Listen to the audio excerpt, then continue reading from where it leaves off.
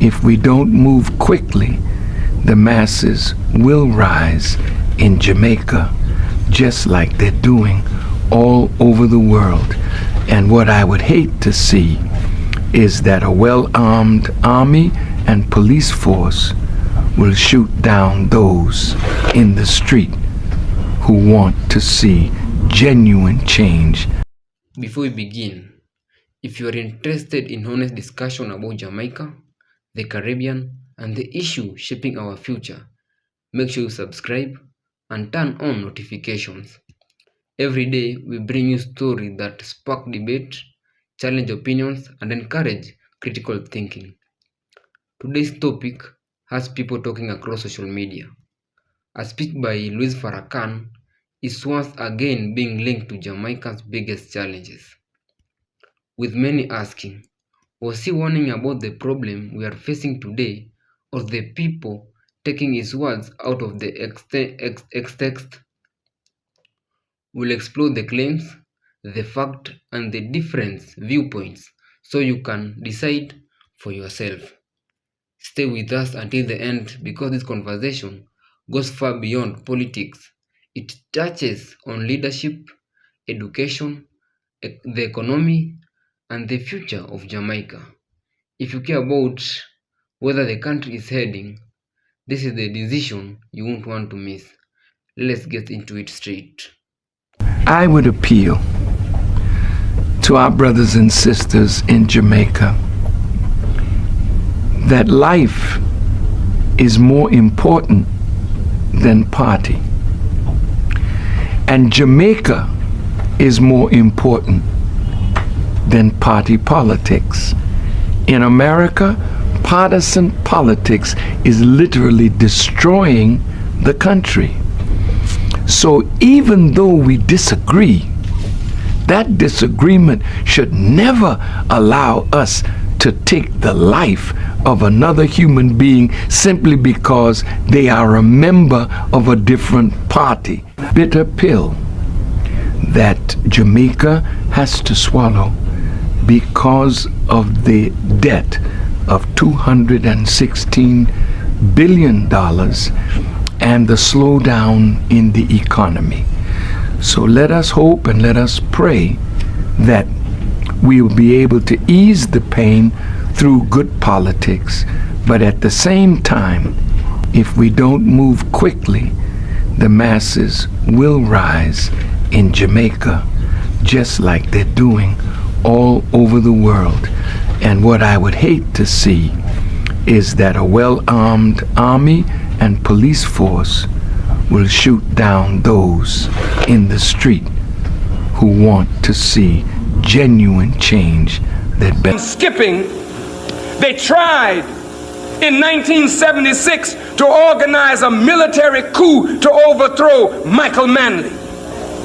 In 1976, they supported attempts to assassinate Michael Manley on 3 different occasions. The little man who led Jamaica, who spoke at Savior's Day, was such a threat to our government that they attempted 3 times to assassinate the man in 1976.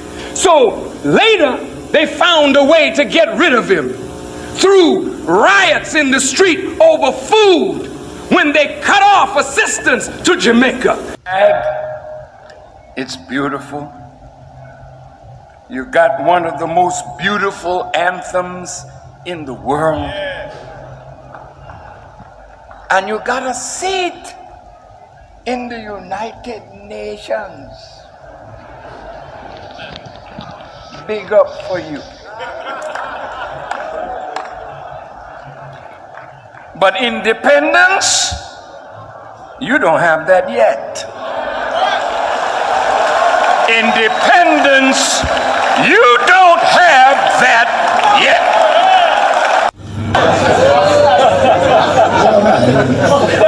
He was a handsome Jamaican, and he had light skin and what they call good hair. Lord help us. Hair has now a moral quality attached to it. But she told me that my grandfather, his father, was Portuguese. So I said, Portuguese? Then as I matured, I saw that in the Inquisitions in Spain and Portugal, many members of the Jewish people who had mastered in Europe the sugarcane industry in Spain, they had become great,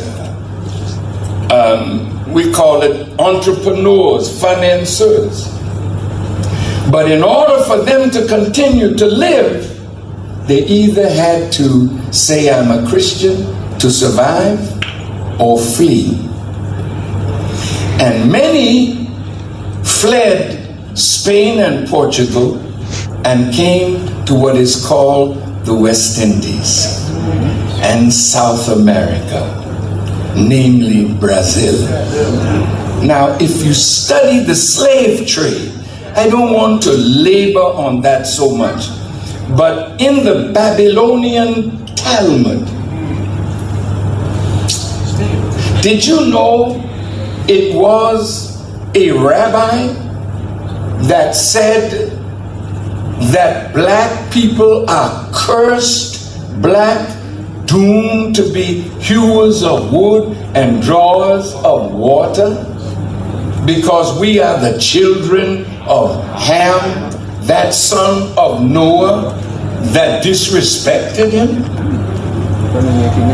When you look at how black people are treated, no matter where we go in the world, that poison that we are somehow an inferior people, doomed to be hewers of wood and drawers of water of Caucasian people. And they teach this to their children. So when you meet them, you meet somebody who approaches you with a superior attitude. Teach, brother. And unfortunately, we have responded by bowing and acting in a servitude-like manner. But you know, as I studied the migration of the Portuguese, the Spanish, the Dutch, the French to the Caribbean, it was slavery that enriched Europe. And no matter what branch of Europe colonized or enslaved us, the British took away our African names and gave us English names, right? And most of us carry those names today. True? None of us spoke or speak today the language of our country and culture. We speak English because the English captured us and gave us not only their language, but their religion. Yes, sir. And they bred into us the hatred that they have for other members of the family of Europe that they were always fighting against.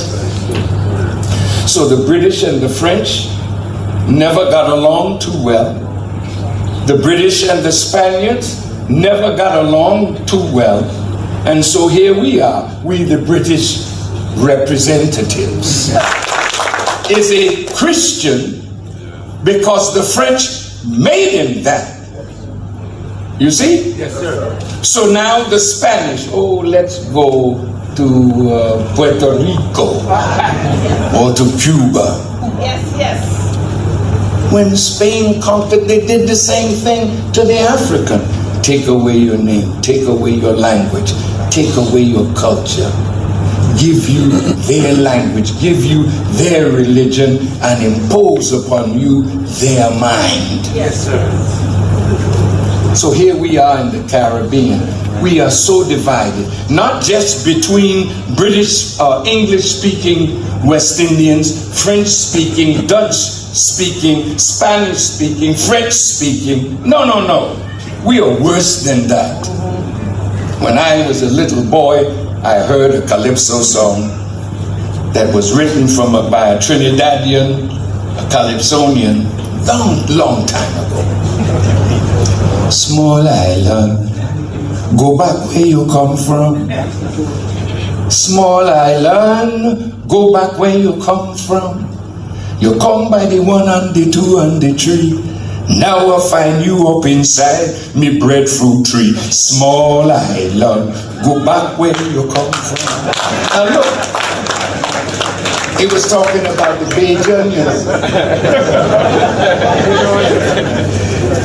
What am I saying, my dear family? We were not only divided by the languages and cultures of Europe, we began to be divided even by our islands. So Jamaica and Barbados and Trinidad and St. Lucia and Anguilla, all of the islands, they had some beef against somebody from another island. And in America, when West Indian people started coming, they couldn't hang out with their own islanders.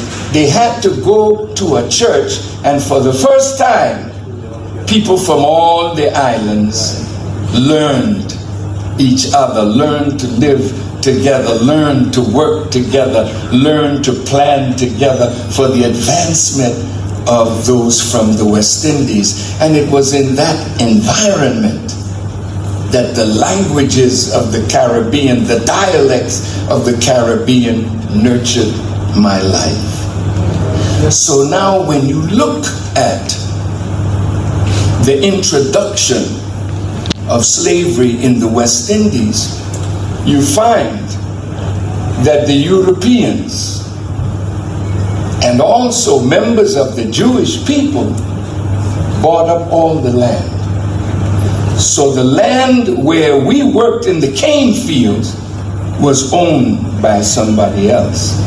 So we were always the plantation workers, but rich white people were the plantation owners. And so they made the wealth from us, but we just barely survived. So now, the Caribbean gave to the world sugar, bananas, pineapple, rice, and coffee. And in Brazil, there was sugar, tobacco, cocoa, and cotton. And the whites were the masters of the production and marketing of all those things. And of course, the British, the French, the Dutch, the Portuguese, the Spanish, all controlled these territories at various times. But no matter which European nation controlled the land and the sea, it mainly was the Jewish merchants who controlled the profitable trade in the produce of the Caribbean and America. And so here we are today.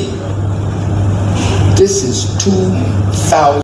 As we come to the end of today's discussion, it's important to pause and reflect on whether we have heard, whether you agree with Louis Farrakhan's view or strongly disagree with them.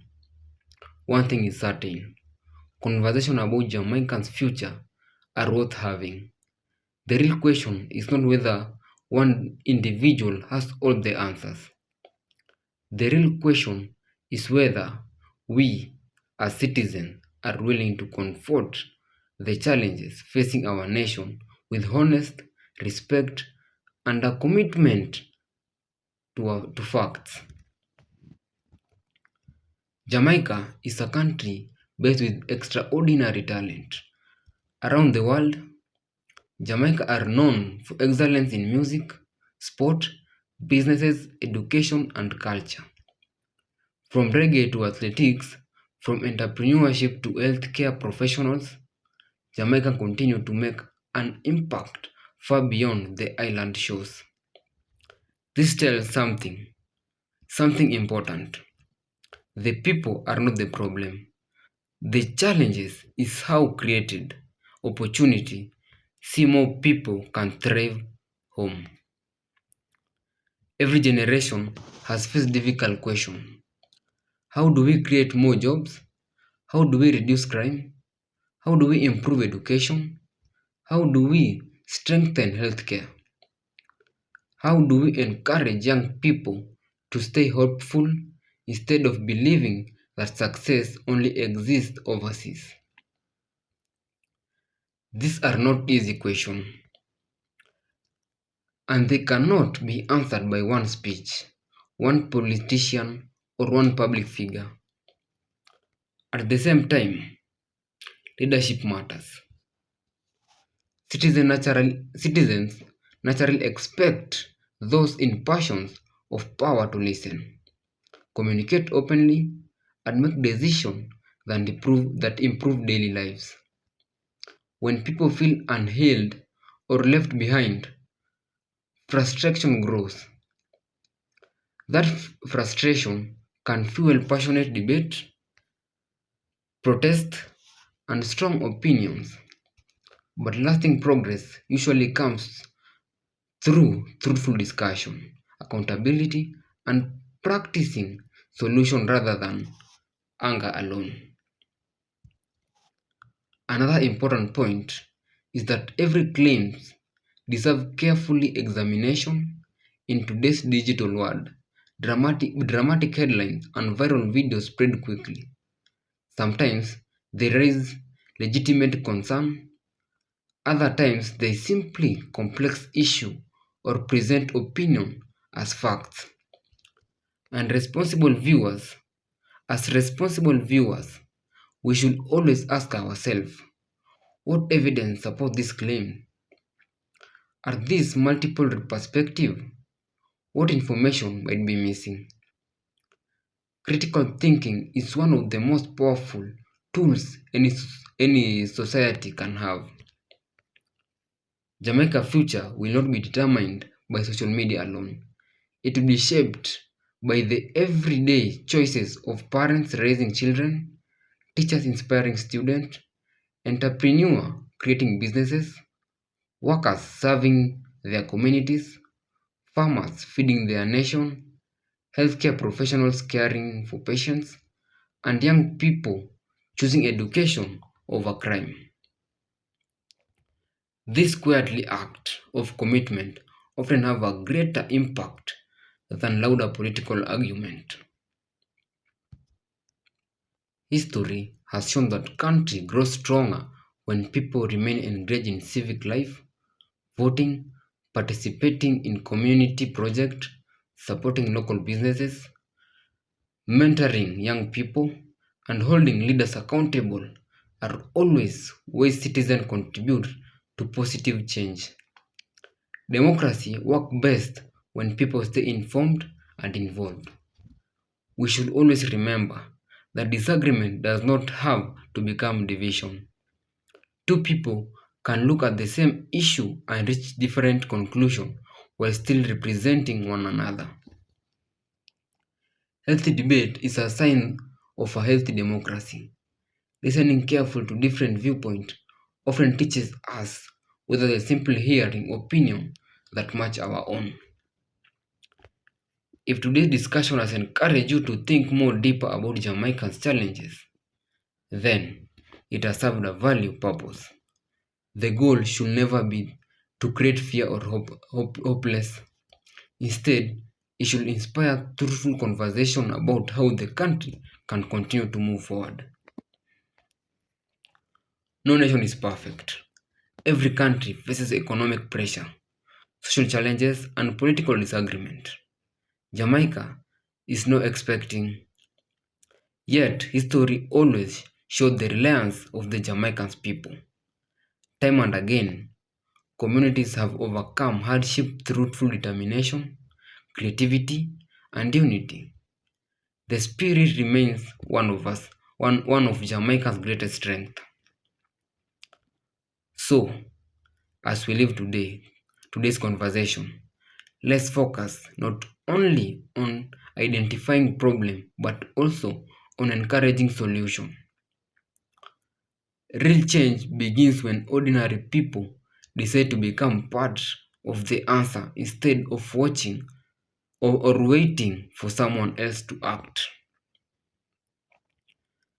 If you found today's discussion interesting, don't forget to like this video, subscribe to the channel, and turn on notification so you never miss our next conversation. Share this video with your friends and family, and most importantly, join the discussion in the comment below. Do you think the concern raised in this video reflects Jamaica's biggest challenges? Or do you see things differently? We want to hear your perspective, as long as the conversation remains respectful and constructive. Thank you for watching. Stay informed, stay engaged, and I will see you in the next video.